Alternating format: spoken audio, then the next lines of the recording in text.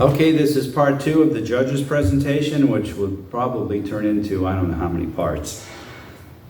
I started it last week, partway through the Sunday school class, looked at how people deal with the fact that Joshua dies in Judges 1:1, and then he dies again in Judges 2:8. Apparently, it's in medias res, is how you pronounce it, in the middle of the thing. Now, it's the plot that begins in the middle. We see it in Star Wars. We see it Once Upon a Time in America, if you see that on TV. And people seem to have lined it up differently, is exactly what happens when. Maybe they haven't thought too much about it. But obvious, it seems where it says in Judges 1:1, now after the death of Joshua, boom, now it's going while Joshua is still alive. The problem being that they didn't have punctuation as the Bible was originally written. So we got to be careful about commas and verses and all that other stuff. It was Judges 1, 2, and 3, by the way. And the Lord said, Judah shall go up. Behold, I have delivered the land into his hand. And Judah said unto Simeon his brother, come up with me into my lot, that we may fight against the Canaanites, and I likewise will go with thee into thy lot. So Simeon went up with him. Perhaps Judah should have done it alone. Judah shall go up. Judah and Simeon were full brothers. Remember, Jacob had 4 wives. And Judah, the actual, not the tribe, but the person named Judah, is the one who conceived of the idea of selling Joseph into slavery. Typological of the guy who sold was Judas, but it's the same thing, just the Greek rendering. The same guy who sold Jesus was 30 pieces of silver. Joseph was sold for 20 pieces of silver, but hey, you got inflation. So, Judges 1:1 through 15, which we actually talked about, turned out cousins married. Okay? Judges 1:12, and Caleb said, he that smiteth Kiriath Sefer and taketh it, to him will I give Achsah my daughter to wife. And Othniel the son of Kenaz, Caleb's younger brother, took it, and he gave him Achsah his daughter to wife. So, it's an arranged marriage between cousins. Last week I said, oh, that's terrible. Actually, I looked at Leviticus 18. It is not, well, the incest rules, it's not forbidden. I'm not saying go marry your cousin. Palestinians in Israel supposedly have about a 25% consanguinity rate. I believe that's how they pronounce it. You marry close relatives, often cousins. And actually, if you see Stiesel on Netflix, a guy marries his cousin, and they're Orthodox Jews. So if there were anything in the Bible against it, they probably wouldn't have done that. I'm not saying marry your cousin, but this obviously was done back in those days. Othniel means God's strength or God's lion. He married a godly Israelite wife who urged him for good things, and he had a brave and godly father-in-law, Caleb. I handed you some sheets. The first page is the Judges. But if you turn it over, the second page is the Great Chiasm. And you see that the first judge has a lot in common with the 7th judge, even though sometimes, in the second with the 6th and the third with the 5th, even though they're often just opposites, like good, and then later on it's someone bad. But notice this. Look at it on your sheet. He married a godly Israelite. Now, Othniel married a godly Israelite wife who urged him for good things, as opposed to the 7th major judge, Samson. Okay, look at what it says on that sheet now, because this is incredible, this chiasm.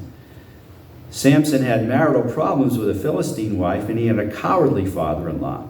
The wife and the father-in-law died, and Samson had 2 more pagan women relationships later. Delilah urges him for bad things. He took the gates to Hebron, where Othniel's wife came from. You see that chiasm. And you can see it, basically you have to go A, B, C, and then you go down to Gideon, and then if you go up on the right-hand side, it's C prime to B prime to A prime. One source said that there are perhaps 2,000 chiasms in the Bible. You're probably not going to find them in the epistles, which are typically written to the Greco-Roman world. But Semitic thought obviously goes in that direction, and you see them all over the Bible, probably starting with, this is the first one I've seen, the fall of man. Because there, God says, Adam, where art thou? Adam blames the woman blames the serpent, so God curses the serpent, then the woman, then Adam. It's a chiasm. Okay. Bill, here. It's two-sided. Yeah. Please bring this to class every week.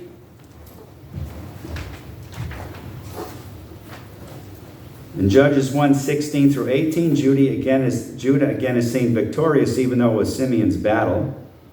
Okay, remember Judah went up and Simeon helped him, and then Simeon went up and Judah helped him.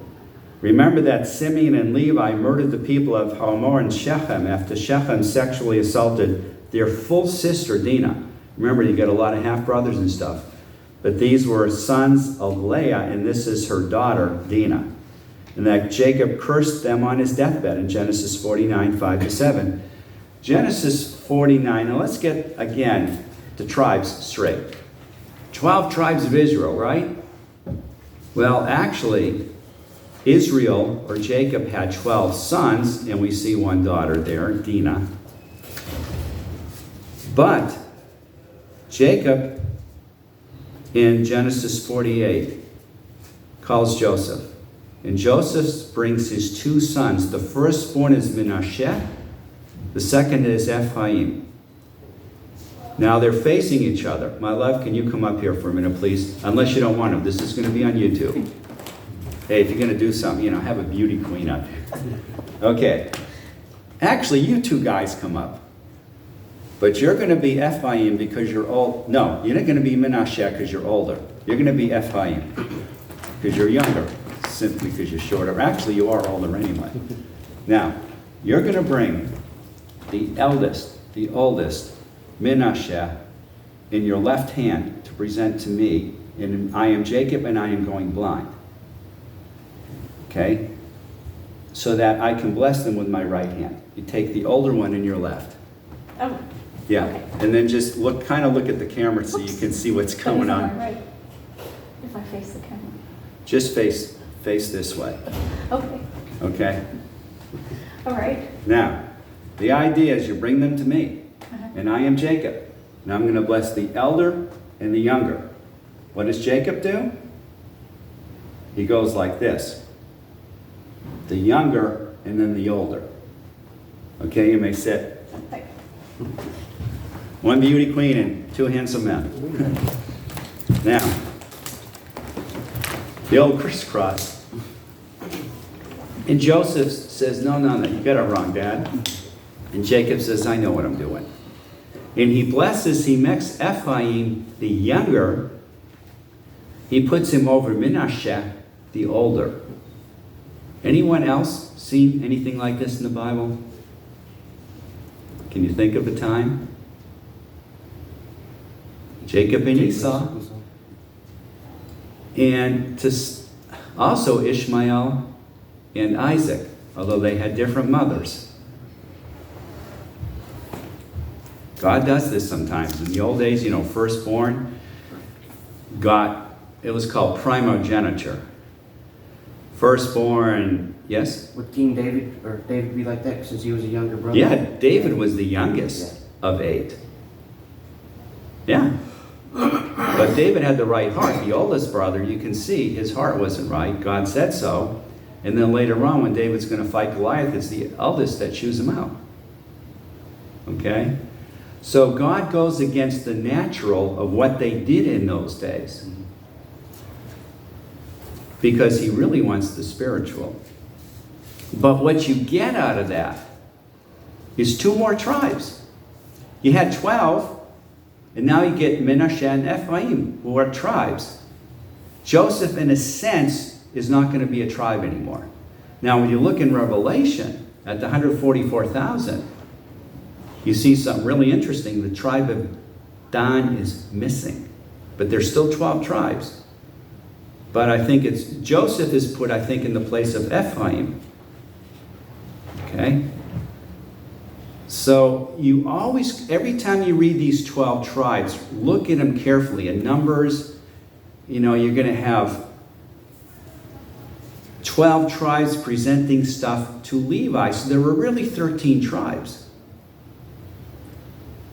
You get 14 tribal names that you can use, but one of them really split into two. Ephraim and Manasseh.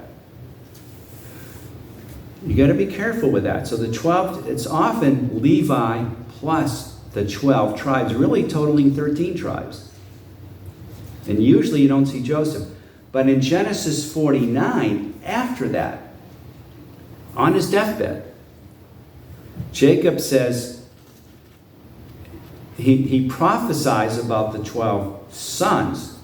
And you don't say Manasseh and Ephraim at all in that chapter.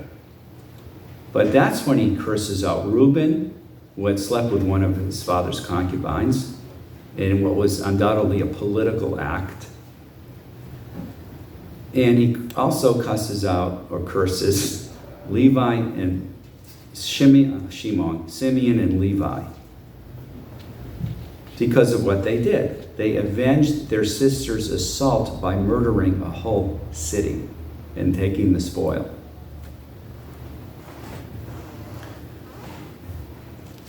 Judges 119 to 2:8, again, is the second mention of Joshua's death in the book of Judges. Hence, in one way or another, it's going to be in medias res. I believe it starts right, after the death of Joshua. Boom, now we're going back. It came to pass. Some others apparently see things differently. Now, Judges 2:9, which is where I really left off. Well, Judges 2:8, and Joshua the son of Nun, the servant of the Lord, died being 110 years old. You know what? Have some fun, you mathematicians out there. Go to Genesis 11, after the Tower of Babel, and look at the genealogies and how they're decreasing in life expectancy after the flood. Okay? Sarah dies at 127. Abraham dies at 175. Isaac dies at 180. Ishmael dies at 137. Now you're getting down into the 110s. Moses died at 120. Joshua's going to die at 110. 110 years old. And they bury him in the border of his inheritance in Timnath Heres, in the mount of Ephraim on the north side of the hill Gash. And also all that generation were gathered under their fathers. And there arose another generation after them, which knew not the Lord, nor yet the works which he had done for Israel. If our sense of history doesn't go past breakfast, as Israeli Prime Minister Benjamin Netanyahu said, we're in trouble. In Exodus, there arose a new Pharaoh which knew not Joseph, and he apparently didn't know his history, and that the children of Israel had saved Egypt from destruction. Actually, that Joseph basically had saved Egypt from destruction. Verse 11. And the children of Israel did evil in the sight of the Lord and served Baalim. And there's one Baal, two Baalim. Baalim is plural. And they forsook the Lord God of their fathers, which brought them out of the land of Egypt, and followed other gods, and the gods of the people that were round about them, and bowed themselves unto them, and provoked the Lord to anger. And they forsook the Lord, and served Baal and Ashtaroth. And the anger of the Lord was hot against Israel, and he delivered them into the hands of spoilers that spoiled them, and he sold them into the hands of their enemies round about, so that they could not any longer stand before their enemies. Whithersoever they went out, the hand of the Lord was against them for evil, as the Lord had said, and as the Lord had sworn unto them, and they were greatly distressed. Nevertheless, the Lord raised up judges, which delivered them out of the hand of those that spoiled them. And yet they would not hearken unto their judges, but they went a whoring after other gods and bowed themselves unto them. They turned quickly out of the way which their fathers walked in, obeying the commandments of the Lord, but they did not so. And when the Lord raised them up judges, then the Lord was with the judge and delivered them out of the hand of their enemies all the days of the judge. For it repented the Lord because of their groanings by reason of them that oppressed them and vexed them. And it came to pass when the judge was dead that they returned and corrupted themselves more than their fathers, and following other gods to serve them, to bow down unto them, and they ceased not from their own doings, nor from their stubborn way. Notice the return of paganism. What do we have in our country today? Paganism. You're going to change your gender? That's a pagan idea. Nothing scientific about it. You can mutilate your body and take all the drugs you want. I'm still a man. You're still a woman. Period. Every nucleus in your body says that. It's paganism. That's what we've fallen into because we've gotten away from God. And I don't really get into politics. But it's obvious that our country did start out with a very godly foundation, despite the fact that some people were not always the most godly, such as Benjamin Franklin. But it was, it started out very godly as much as they could do. It was called Hebrew Republicanism that they tried to implement. It was a teaching, the Hebrew Republic. Let's use the Old Testament ideas to try to build a nation, and it actually worked rather well, and we just got away from it more and more and more, and now we're really paying the price for it. You go to Walmart, you pay the price for it. But that's what it is. Your economy's being destroyed. We're the laughing stock of the world right now because our military, the commander-in-chief of all armed forces, is a weakling. Part of the way I personally believe you shouldn't be president unless you've been in the military. That's my own belief. It should be amend the Constitution. If you're going to head the greatest military in the world, you better have been in the military. I know that from experience. I work in a prison now, and you can't talk much about prisons and be believable if you haven't been there. And I've been there, obviously, as a worker, not a prisoner. I'd even accept a prisoner's opinion more than some intellectual that's done a lot of research in the area, because he can feel it. He's been there. That's like my sermon on Joseph, the ultimate rock man. I can't preach it without some emotion of when Rockman saved my, well, help me out. I won't say save my neck. Help me out 4 times, and I'm not talking about mopping floors. I can understand the warden's appreciation for Joseph because I've been there. Not as a, I'm not a warden, but can understand it once you've been there. Anyway, getting back to the message. Now, it's almost like a colon. You know, colon says, okay, yeah, everything after this is a list. Now it goes on, Judges really 3 through 16, explaining all that. Okay? Time and time again, you see a repeated pattern. So, let's look at verse 20. And the anger of the Lord was hot against Israel. And he said, because that this people hath transgressed my covenant, which I commanded their fathers, and have not hearkened unto my voice, I also will not henceforth drive out any from before them of the nations which Joshua left when he died, that through them I may prove Israel, whether they will keep the way of the Lord to walk therein as their fathers did keep it, or not. Therefore the Lord left those nations without driving them out hastily, neither delivered he them into the hand of Joshua. Now we see chapters 3 through 16, the great chiasm, which I have on page 2 of those notes. And we're going to keep referring to those. Now it starts, the great chiasm. There's so much of this in the Bible.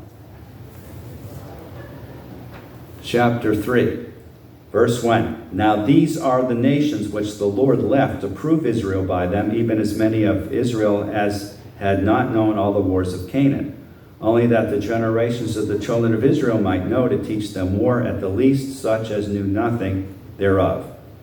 Namely, 5 lords of the Philistines, and all the Canaanites, and the Sidonians, and the Hivites that dwelt in Mount Lebanon, from Mount Baal Hermon unto the entering in of Hamath, And they were to prove Israel by them, to know whether they would hearken unto the commandments of the Lord, which he commanded their fathers by the hand of Moses. And the children of Israel dwelt among the Canaanites, Hittites, Amorites, the Perizzites, and Hivites, and Jebusites. Remember, there were 7 nations. What you usually see missing are the Girgashites. Probably, I mean, it does mention 7 nations greater and mightier than now, but usually the Girgashites are not even on the list. They were probably the easiest ones to conquer. And they took their daughters to be their wives. No, you're not supposed to do that. And gave their daughters to their sons. That's another no-no. And served their gods. That's a real no-no. Of course, the first 2 lead to the third one. You intermarry with the wrong people, you're going to start serving their gods, taking their religion, whatever. And the children of Israel did evil in the sight of the Lord and forgat the Lord their God and served Baalim in the groves. By the way, groves, these were pagan groves. These were for religious purposes.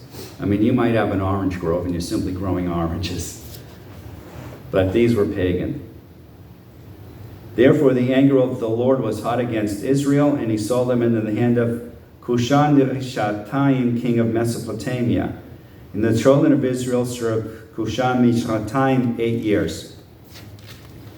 And when the children of Israel cried unto the Lord raised up a deliverer to the children of Israel, who delivered them. We see this guy again, even Othniel, the son of Kenaz, Caleb's younger brother. Now, Othniel was not Caleb's younger brother. Othniel was the son of Kenaz, and Kenaz was Caleb's younger brother.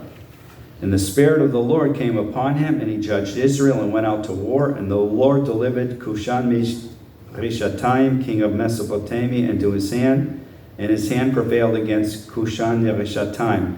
By the way, Mesopotamia, we even have Mesoamerica, like Central America. It was the land between the 2 rivers, the Tigris, the Euphrates further west and the Tigris further east. And the land had rest 40 years. And Othniel, the son of Kenaz, died. So when the judge dies, they go bad again.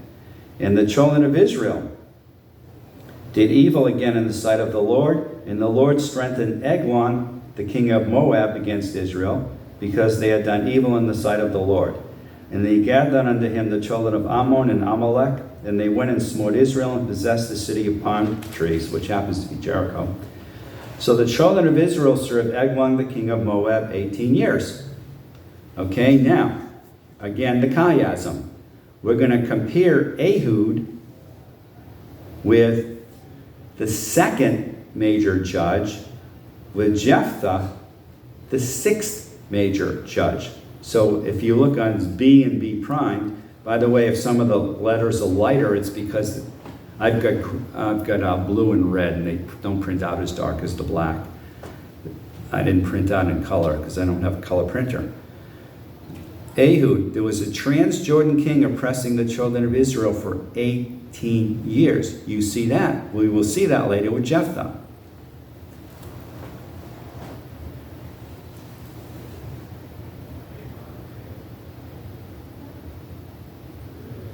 But verse 15, but when the children of Israel cried unto the Lord raised them up a deliverer, Ehud the son of Gerah, a Benjamite, a man left-handed, and by him the children of Israel sent a present to Eglon, king of Moab. You got to realize, when you see present in the King James Bible, it doesn't mean a birthday gift. It's generally a tax. But Ehud made him a dagger which had 2 edges, double-edged sword, of a cubit length, and he did gird it under his raiment upon his right thigh. Remember, he was left-handed, so he's got it here. And he brought the present unto Eglon, king of Moab, and Eglon was a very fat man. Again, how many fat men do you see in the Bible? Well, Eli the priest was a fat man. And we can assume perhaps that the parable of the good, the guy that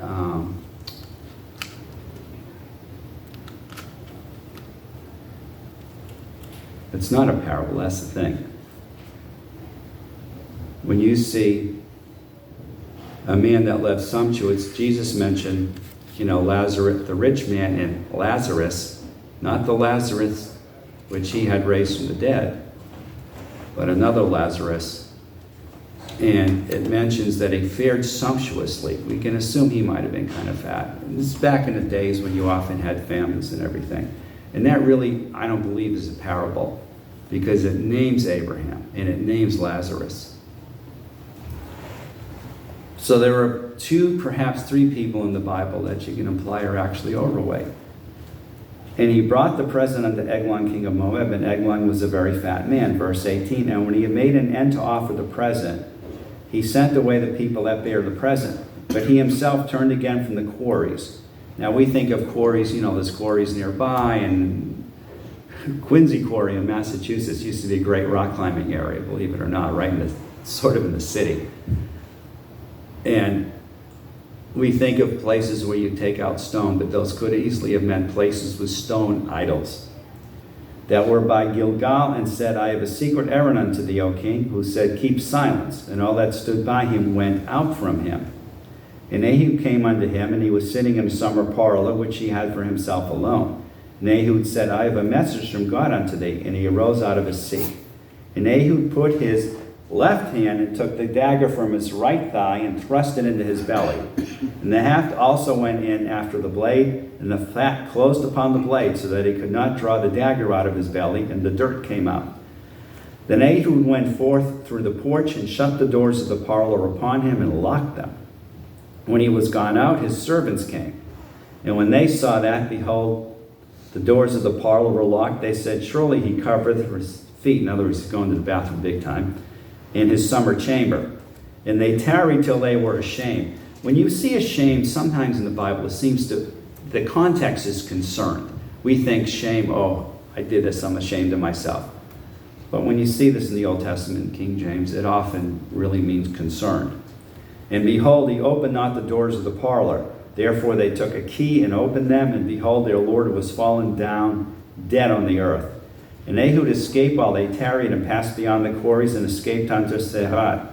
And it came to pass when he was come that he blew a trumpet in the mountain of Ephraim, and the children of Israel went down with him from the mount, and he before them. Ephraim seems to be a powerful military force throughout the Old Testament. Remember that Jacob had put Ephraim over Manasseh, even though Ephraim was the younger of Joseph's 2 sons. And he said unto them, follow me, follow after me, for the Lord hath delivered your enemies, the Moabites, into your hand. And they went down after him, and took the fords of Jordan toward Moab, and suffered not a man to pass over. And they slew of Moab at that time about 10,000 men, all lusty and all men of valor. And there escaped not a man. So Moab was subdued that day under the hand of Israel, and the land had rest 80 years. Now, if you look at your sheet again, Ehud dealt with a Transjordan king that oppressed the children of Israel for 18 years. Jephthah did the same. There was a Transjordan king who was oppressing the children of Israel for 18 years. Ehud had a message. So did Jephthah, which we'll actually read about later. Ehud captured the riverbank, and so did Jephthah. Now, here's a big difference. Ephraim helps with Ehud, but as things go downhill later in history, they kill thousands of Ephraimites. There was civil war, and the children of Israel were killing those of Ephraim. Remember the Shibboleth thing? We'll see that later. And after him was Shamgar, the son of Anat, which slew of the Philistines 600 men with an ox goad, and he also delivered Israel. So that's the second one. Again, notice that chiasm. Third one is, now of course, as far as the judges go, there's Shamgar. So if you actually turn over, you'll see Shamgar is number 3 and Deborah is number 4. But as far as these major cycles, I mean, Shamgar, it's just one verse. It's Deborah's going to be the next one. And the children of Israel did evil in the sight of the Lord when Ehud is dead. And the Lord sold them into the hand of Yavin, king of Canaan, who reigned in Hatzor. The captain of whose host was Sisera, which dealt in Harosheth of the Gentiles. And the children of Israel cried unto the Lord, for he had 900 chariots of iron. Those were the tanks back in those days. In 20 years he mightily oppressed the children of Israel. And Deborah, a prophetess, the life of Lapidot, she judged Israel at that time. Imagine that, a woman judge. And she dwelt under the palm tree of Deborah between Ramah and Bethel and Mount Ephraim, and the children of Israel came up to her for judgment. And she sent and called Barak, the son of Abinoam, out of Kadesh Naphtali, and said unto him, Hath not the Lord God of Israel commanded, saying, Go and draw toward Mount Tabor, and take with thee 10,000 men of the children of Naphtali and of the children of Zebulun?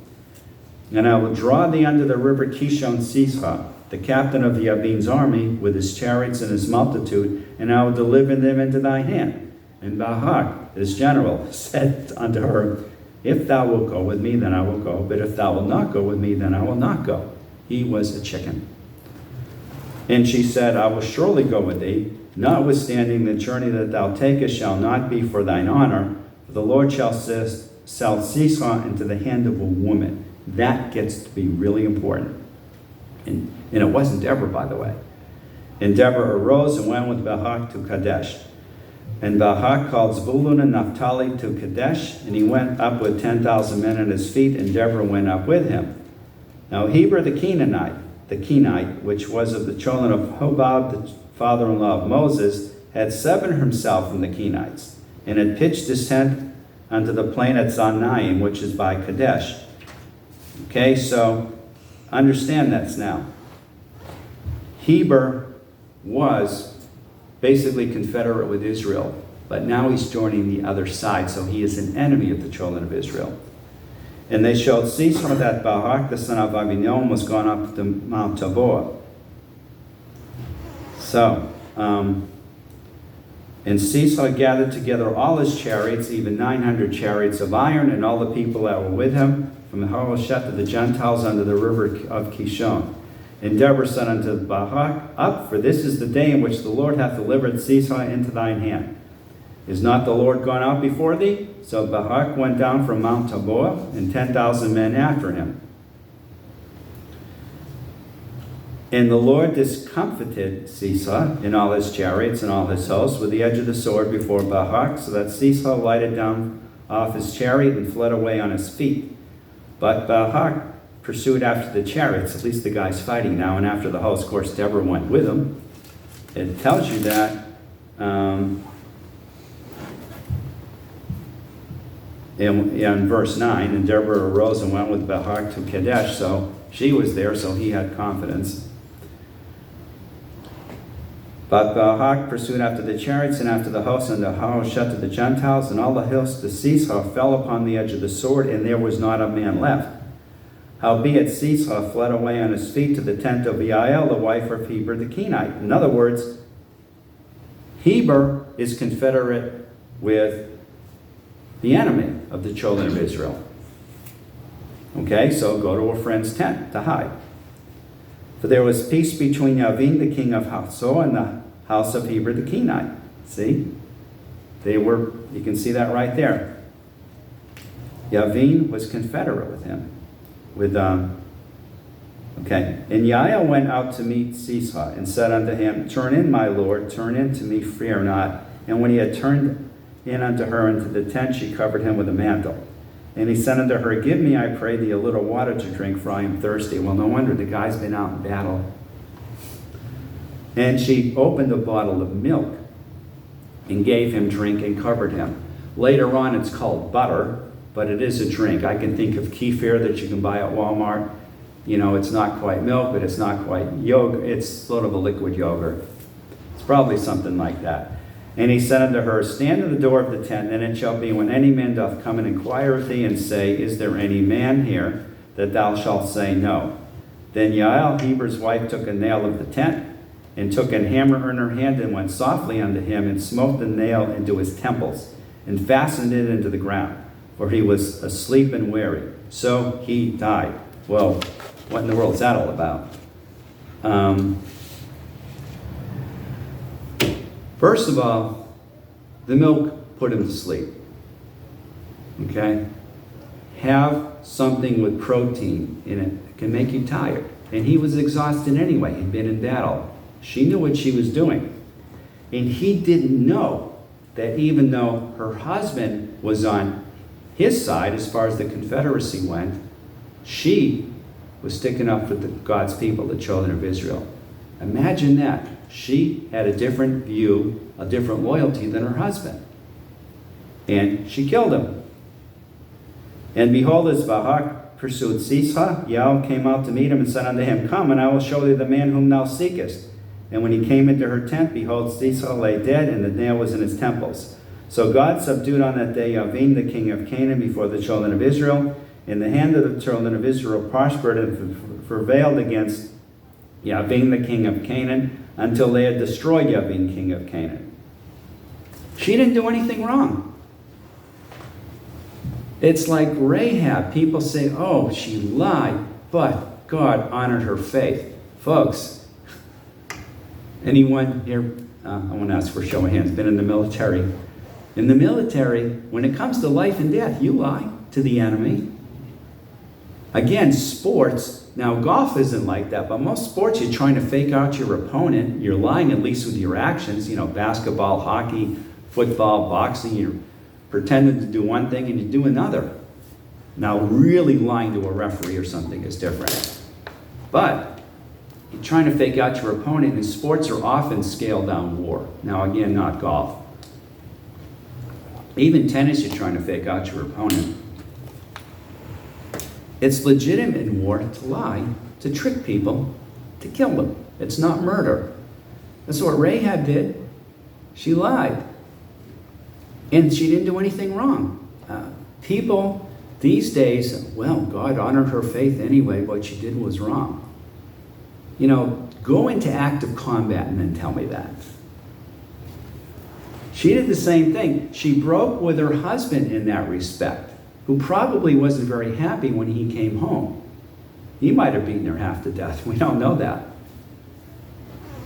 When it comes even in a marriage, you've got to stick up for God before you stick up for your spouse and whatever he's aligned with.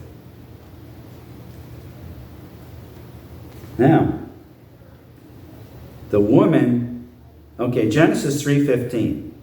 This is what they call the proto-evangelion. This is the first time the gospel is preached in the Bible. God is, remember, he cursed after the fall of man, he curses the serpent, and then the woman, and then Adam. Genesis 3:15, and I will put enmity between thee, that's the serpent and the woman, and between thy seed and her seed, it shall bruise thy head, and thou shalt bruise his heel. See, the seed of the woman crushes the head of the serpent. It will ultimately be a man, Jesus Christ, a man who crushes the head of the serpent. Here, a woman is crushing the head of the serpent. Why? Because Jesus is of the seed of the woman. Okay? Between thy seed and her seed. Jesus is her seed. Jesus' father was our Father in heaven. Jesus' mother was Mary. So even this is typological of what's going on, of what will happen. Do we see that? That a woman is crushing the head of the serpent. Yes, ultimately it's Jesus, but he is the seed of a woman. Okay, thy seed and the woman, between thy seed and her seed. Not his seed, but her seed. It's the seed of a woman that crushes the head of the serpents. That's typified here by a woman actually crushing the head of the enemy. Can we all see that? Because it's going to happen again 2 major judges later with Avimelech, when a woman crushes the head of the enemy by dropping something on his head. Notice that there's much tribal cooperation there. Here, things hadn't really gone downhill yet, and they typically do. Again, in history, the U.S., we're going downhill.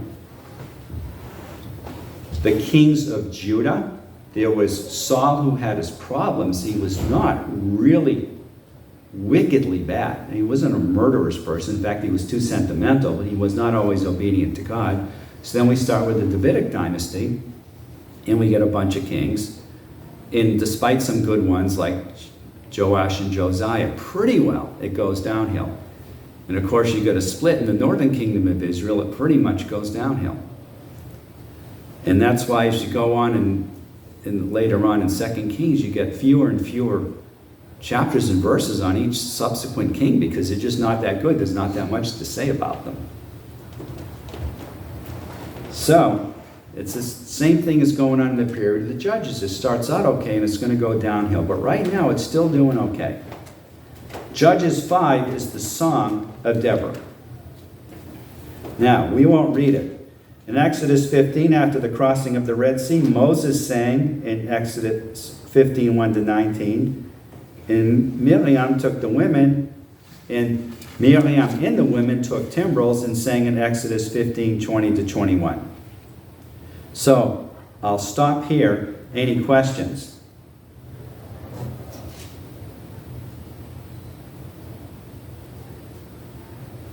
By the way, next Sunday's May 14th. Anyone know what great thing happened on May 14th? Mother's Day? It is Mother's Day, isn't I think that's it? Okay. Israel visual. declared its independence on May 14th, 1948. But Israel has already celebrated their Independence Day because they go by their own calendar for religious holidays, and that includes these national holidays, or plus their national holidays. It's a luni solar calendar. We go by a solar calendar. A true lunar calendar is what the Muslims go by. That's why Ramadan and any of their holidays can fall at any time of the year. You get around 28 days or so to a lunar month. Luni solar calendar it's a lunar calendar, but it's corrected for the sun. So they get leap years when they add a whole month, and it's not once every 4 years either like ours. They add a month to put it in sync with the sun. So their holidays tend to float around a little bit too. Israeli holidays, Jewish holidays. It's we call it a lunar calendar, but it's really a luni solar calendar. So anyway, what does that have to do with anything? Well, just if you think, oh, May 14th, yeah, didn't Israel gain their independence? They've already celebrated Independence Day. They're using their calendar. Okay, Father, do give us a good week, give us safety, give us success. May our air conditioners all work as it's supposed to hit the 80s. In Jesus' name, amen.